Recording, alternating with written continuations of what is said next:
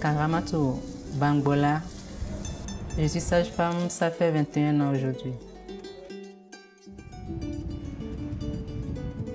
Le projet que j'ai présenté à la Fondation Sanofi parle de l'utilisation du cathéter dans la prévention et la prise en charge précoce des fistules vésico-vaginales à Bembereke, surtout par les sages-femmes.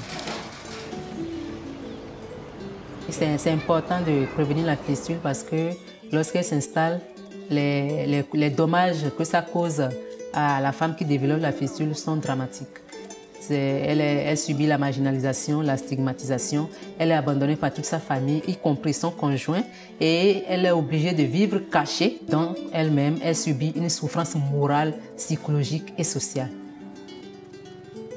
La stigmatisation dont souffrent ces femmes m'avait énormément touchée.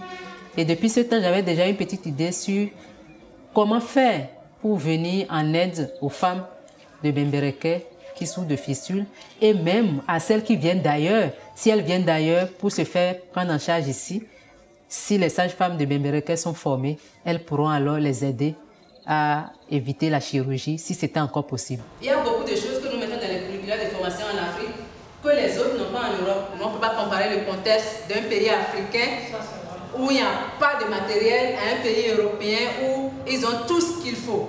Vous voyez ici, le premier interlocuteur de la patiente qui vient de consulter à la maternité, c'est la sage-femme.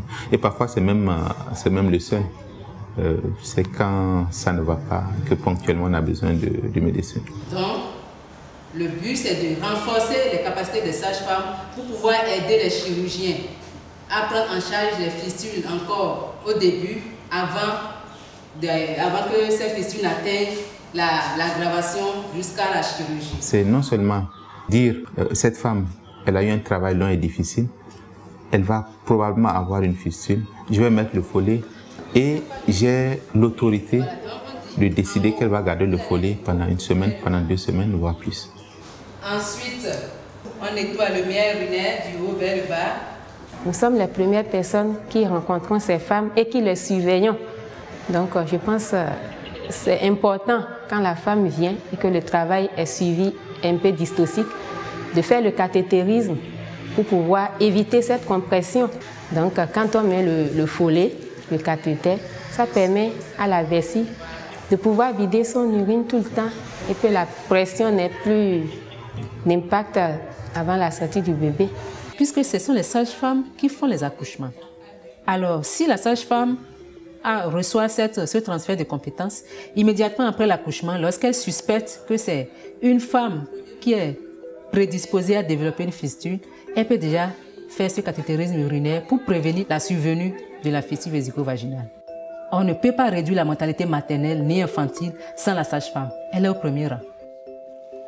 Et vraiment, c'est un moyen très simple, très efficace pour prévenir les fistules. Donc, raison pour laquelle il faut vraiment la prévenir, parce que ce qui amène la vie de la femme en danger, il faudrait vite prévenir cela.